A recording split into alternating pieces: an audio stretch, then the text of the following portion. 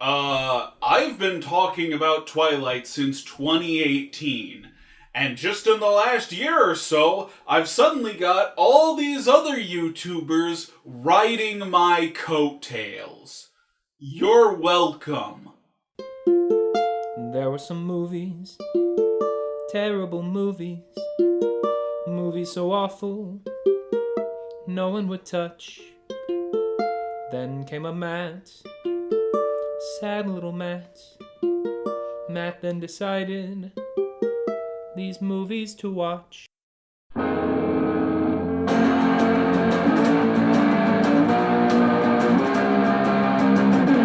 he walks into the theater, Matt's got one thing on his mind. Then you know he's gotta tell the world, get ready for Matt's fun with movie time. Today's episode, Twilight Saga Breaking Dawn Part 1. Hello Internet, I'm called Matt, and as part of my yearly tradition, today we're looking at the first part of the last part of the Twilight franchise. Breaking Dawn Part 1, released in 2011 as part of a string of franchises splitting the last book into two movies. This trend seems to have started with Harry Potter and the Deathly Hallows, but I think Harry Potter could justify two movies. Very quickly, however, it became an easy way to milk one more movie out of a popular franchise. It does almost work for Twilight, but we'll get to that. It was directed by Bill Condon, who was one of the writers on Best Picture winner Chicago, which by sheer coincidence just happens to be a good movie. Cheap shots at the Oscars, the most original content. Unfortunately, his directing output has been limited to stuff like the Candyman sequel, no, the bad one, and Disney's Beauty and the Beast, no, the bad one again. Probably also worth mentioning screenwriter Melissa Rosenberg, who's written all the Twilight movies. And these are the only films she's worked on, otherwise she writes for TV. Which I guess kinda makes sense, this is a series of movies. Otherwise, it's just the usual gang of idiots, so let's just dive into it. This is the Twilight Saga Breaking Dawn Part 1. Of course, we start with Bella giving a moody monologue before we learn that she and Edward have invited Jacob to their wedding. Which, I'm kinda with Jacob, that seems a little backhanded. And we learn Edward's full name is Edward Anthony Mason Cullen. Oh, August 13th, 2011. Damn, they just had their 10th anniversary. Phil! It's happening. Wait, she didn't even tell her mom she was engaged? I'd be pissed if I had to find out about that through a wedding invitation. Alice is helping plan the wedding because she's the only useful Cullen sibling. And I like her Liza Minnelli look in this one. Edward reveals to Bella that for a brief time he was a vigilante vampire, which, much like that one other chick's backstory, would make a much more interesting movie than any of the Twilight films. The new Batman movie better be just like this. Bella has a bad dream that's,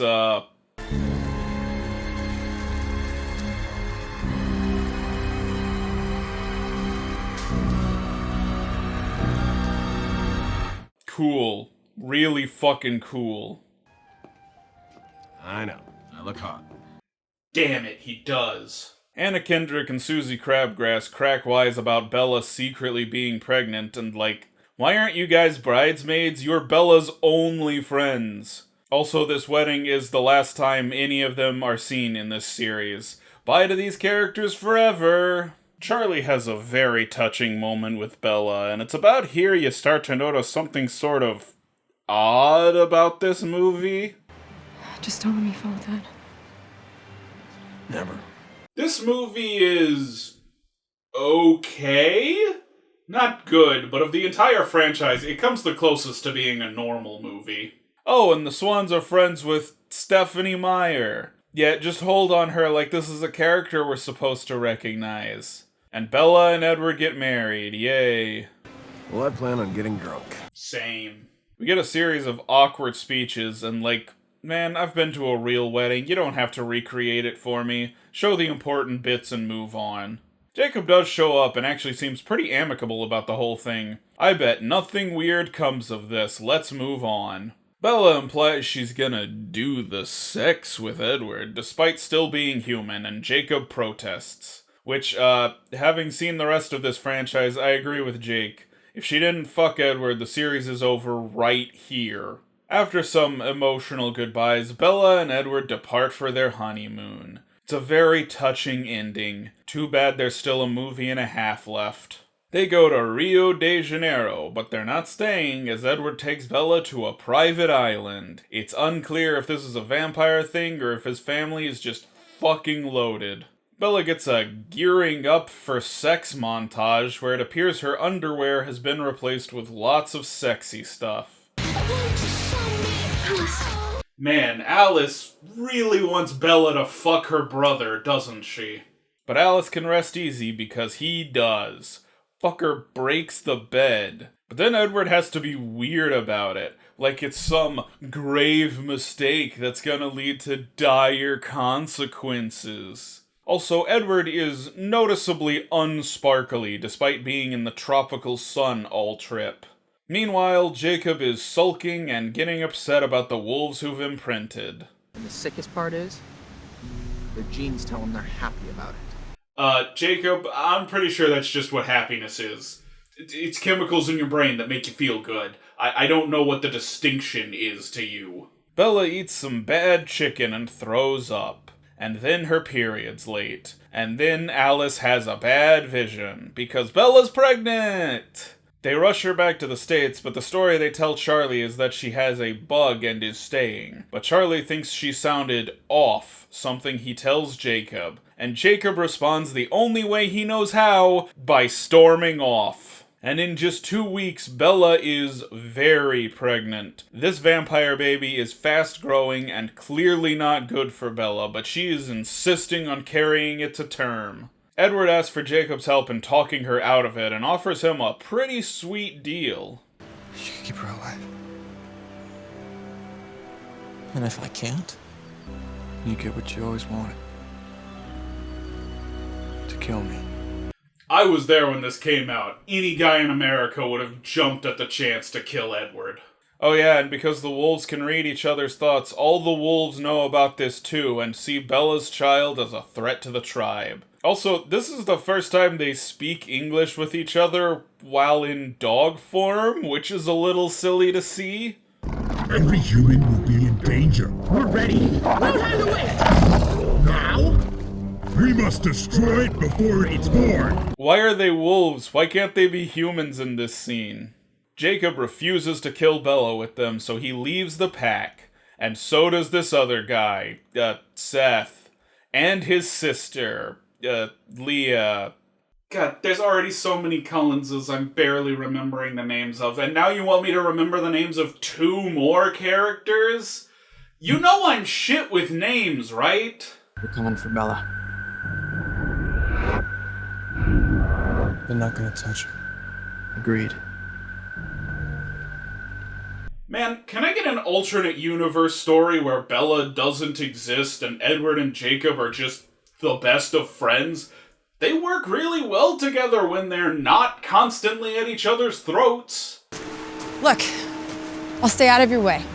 I'll do whatever you want, except go back to Sam's pack and be the pathetic ex-girlfriend he can't get away from. Nah, okay, I draw the line at learning anything about these characters' backstories. It's not gonna be important to the plot, and we're 1 movie from the end of the series. Edward does research into myths about human vampire babies and is quite disturbed, probably because he didn't watch Blade, which proves human vampire babies are fucking rad. This one's so cool, it's slowly killing Bella, and there's basically nothing Daddy Cullen can do to stop it. It's stalking you by the hour. I can't stop it, and I can't slow it down. They have pushed this way too far. If Bella doesn't die, it's gonna feel like a cop-out. Jacob and his pals mentioned that they stopped being able to hear the other pack members' thoughts when they left the pack, but now it seems like he and Edward can read each other's thoughts.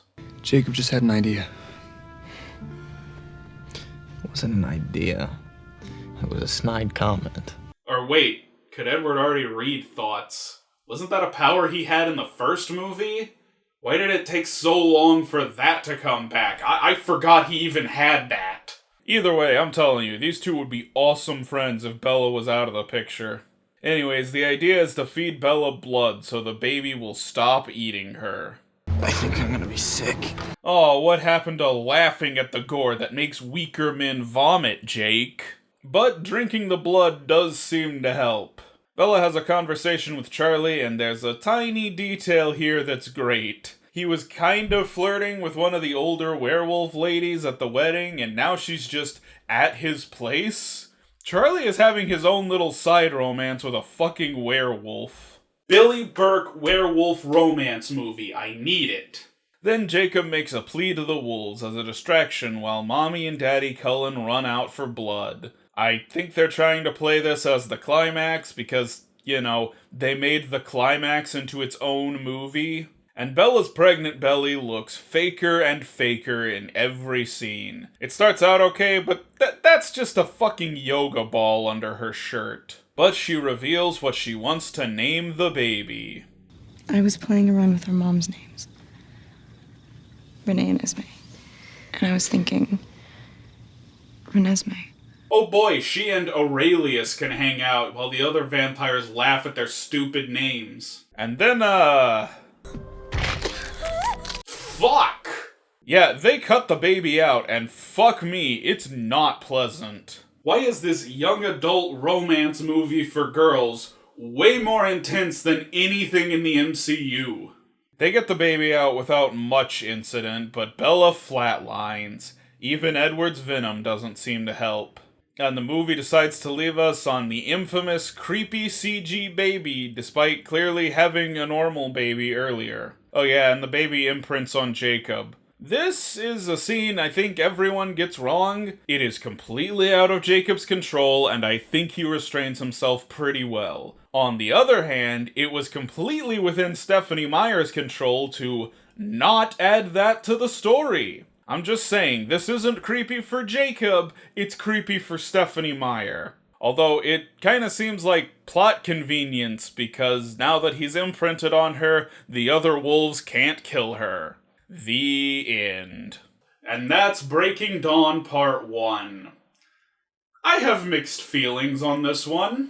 On the one hand, it is objectively the most well-made of the series, but that also makes it the least interesting. There's nothing too egregious about it, except maybe that CG baby. There's not a lot going on until that pretty graphic ending. That being said, I mentioned at the beginning that Twilight kinda works for the splitting one book into two movies trend, and that's largely because, as I've said before, the Twilight Saga has a propensity for introducing new conflict right before the third act. So, the conflict of Part 1 and Part 2 are completely separate, which leaves this movie mostly boring and unsatisfying, but the next movie, complete balls-out insanity. But you're gonna have to wait a whole year for that one. Aww. I know, it's my favorite movie of the series too, but I'm really trying to milk this franchise.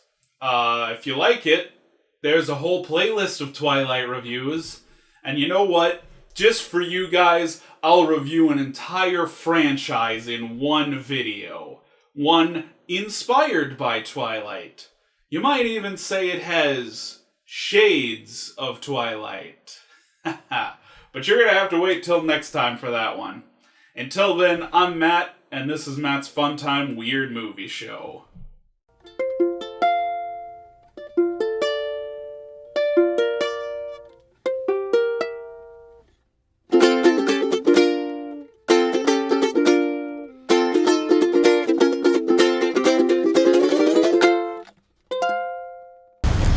At least I'll get one thing out of it. No, you won't. Shh. Part 2. Don't tell the others you're my favorite. Your day will come, I promise.